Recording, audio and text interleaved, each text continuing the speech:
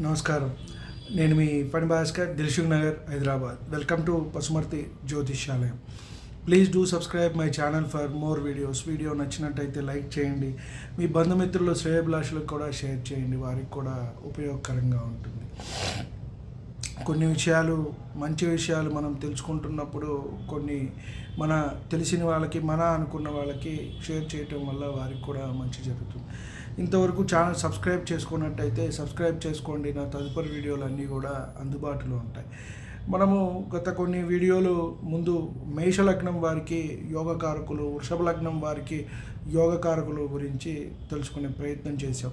అలాగే తక్కిన మిథునం నుంచి మీనం వరకు కూడా కొంత తెలుసుకున్నట్టయితే మనకి ఆ యోగకారకులు ఎవరితో కలిసి ఉన్నప్పుడు, ఏ స్థానాల్లో ఉన్నప్పుడు, లగ్నం నుంచి ద్వాదశ భావాల్లో, అలాగే ఏ రాసుల్లో ఉన్నప్పుడు కొంత మనకి ఫలితం బాగుంటుంది అనే విషయాన్ని తెలుసుకున్నట్టయితే మనకి ఇవి కూడా కంప్లీట్ చేసినట్టు అవుతుంది. కాబట్టి మిథునం గురించి ఈ వీడియోలో తెలుసుకునే ప్రయత్నం చేద్దాం. ముఖ్యంగా మిథున లగ్న జాతకులకి యోగకారక గ్రహాలు ఏ యోగకారక గ్రహాలు అవుతాయి, వారు ఎక్కడ ఉన్నట్టయితే మనకి ఫలితం ఇస్తాయి, నవగ్రహాలు ఎక్కడెక్కడ ఉన్నప్పుడు ఎటువంటి ఫలితాలు ఇస్తాయి, అలాగే యోగకారకులతో కొన్ని గ్రహాలు కలిసినప్పుడు మనకి మంచి ఫలితాలు ఇస్తాయి అని మనం చెప్పవచ్చు.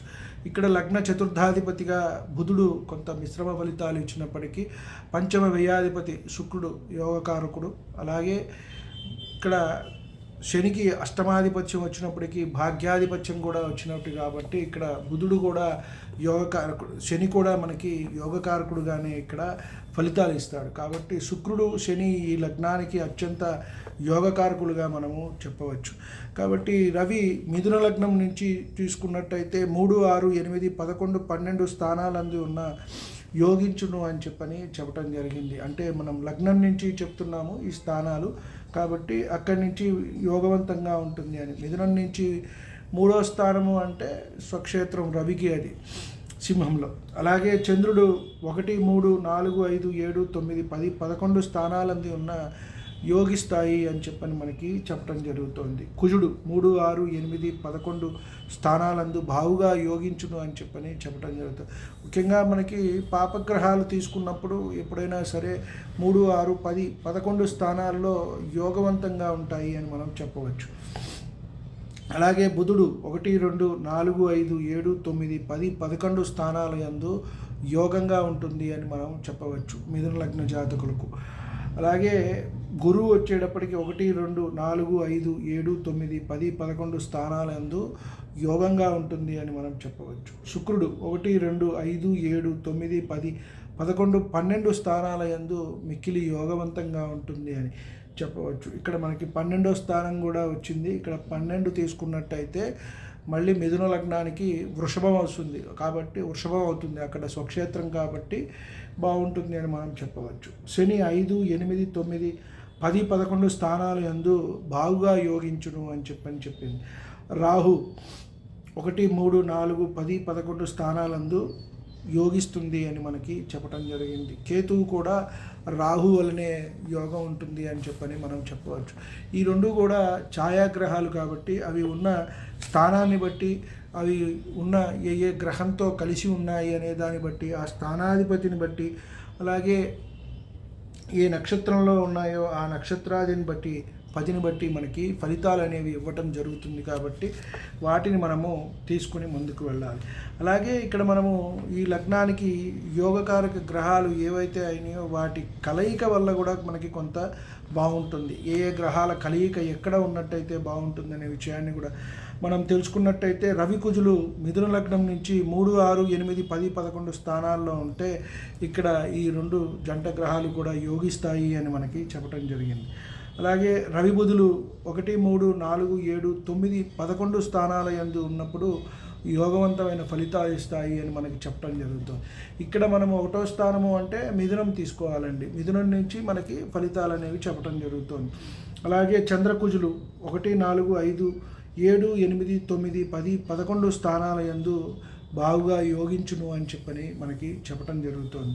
అలాగే చంద్రభుజులు చంద్ర బుధులు 1, 2, 4, 5, 7, 9, 11 స్థానాల యందు మంచి ఫలితాలు ఇస్తాయి అని చెప్పడం జరుగుతుంది. అలాగే చంద్ర గురులు 1, 2, 4, 5, 7, 9, 10, 11, 12 స్థానాల యందు యోగవంతమైన ఫలితాలు ఇస్తాయి అని.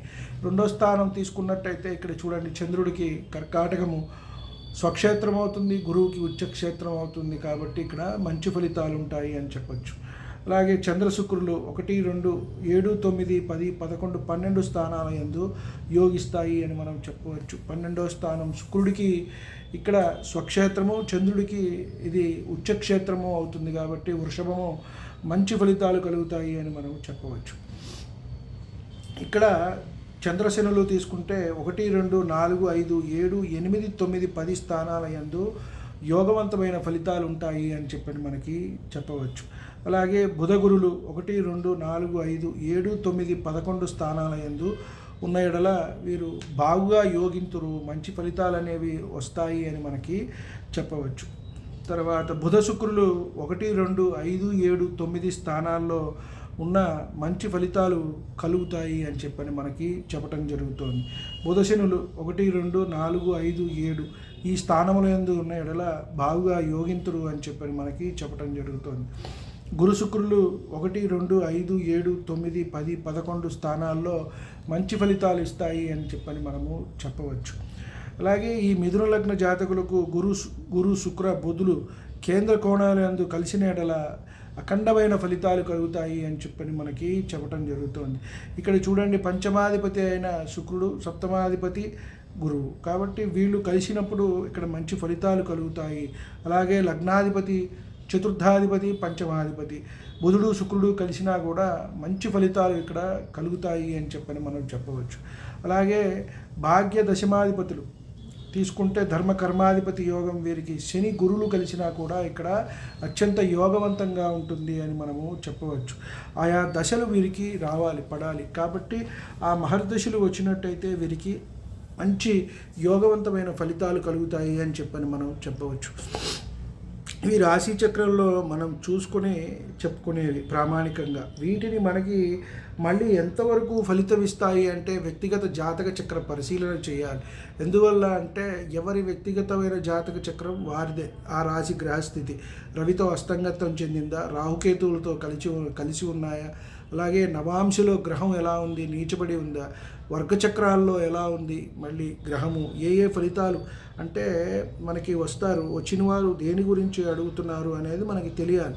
అంటే వాళ్ళు చెప్తారు, వాళ్ళు పలానా విషయం అంటే మనకి ఏ స్థానంలో ఏ భావంలో మనం ఏది చూడాలి, ఏ గ్రహం దీన్ని ప్రభావితం చేస్తుంది అనే అంశాన్ని మనకు తెలియగలగాలి. అలాగే వర్గచక్రాల పరిశీలన కూడా కొంతమంది వారి గురించి, ఆరోగ్యం గురించి, ధనం గురించి, తోబుట్టువులు, అలాగే ఆస్తిపాస్తుల గురించి, వాహనాలు, ఇళ్ల గురించి, అలాగే సంతానం, వివాహము, అప్పుల గురించి, కోర్టు కేసుల గురించి వస్తూ ఉంటారు. ఆయుర్దాయం, కొంతమందికి ఆరోగ్య సమస్యలు ఉంటాయి, వ్యాపారస్తులతో ఇబ్బందులు ఉంటాయి, వారి వృత్తి జీవన విధానం ఇబ్బందిగా ఉంటుంది, కొంతమంది తల్లిదండ్రులతో ఇబ్బందులు ఉంటాయి, సమాజంలో ఇబ్బందులు ఉంటాయి, అన్నదమ్ములు అక్కచెల్లెలతో ఇలా కొంతమంది ఆరోగ్య సమస్యలు కాబట్టి ఇవన్నీ పరిశీలన చేసుకుంటూ ద్వాదశ భావాలు అలాగే వర్గచక్రాల పరిశీలన కూడా మన తదుపరి వీడియోల్లో వర్గచక్రాల గురించి కూడా మనం చెప్పుకునే ప్రయత్నం చేద్దాం. షోడశ వర్గ చక్రాలు ఒక వీడియో చేసుకోవడం జరిగింది, కానీ ఇండివిజువల్గా చేసుకోవటం జరగలేదు. చాలాసార్లు మనం చెప్పుకుంటున్నాం కానీ చేద్దాము అని, అలాగే అవటం జరిగింది గత 3-4 సంవత్సరాలుగా. దీని తర్వాత మనం వర్గచక్రాలు కూడా రాశి నుంచి షష్టాంశ వరకు షోడశ వర్గ చక్రాలు కూడా చెప్పుకునే ప్రయత్నం చేద్దాం. కాబట్టి వీటన్నిటిని పరిశీలన చేయాలి. ఇక్కడ రవితో గ్రహం అస్తంగత్వం చెందిందా, రాహుకేతువులతో కలిసి ఉన్నాయా, ఎలా ఉన్నది గ్రహ పరిస్థితి, నవాంశలో బలం లేదా, ఉందా, నీచబడి ఉందా, ఉచ్చలో పడిందా, ఇవన్నీ పరిశీలించుకుని 1-2 సార్లు మనము ఫలిత నిర్ధారణ చేయవలసి ఉంటుంది.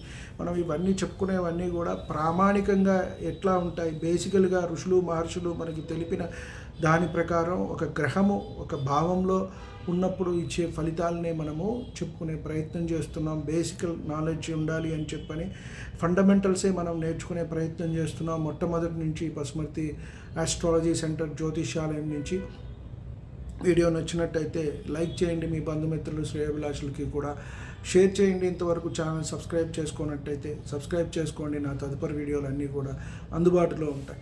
సర్వే జనా సుఖినో భవంతు. శాంతి శాంతి శాంతి.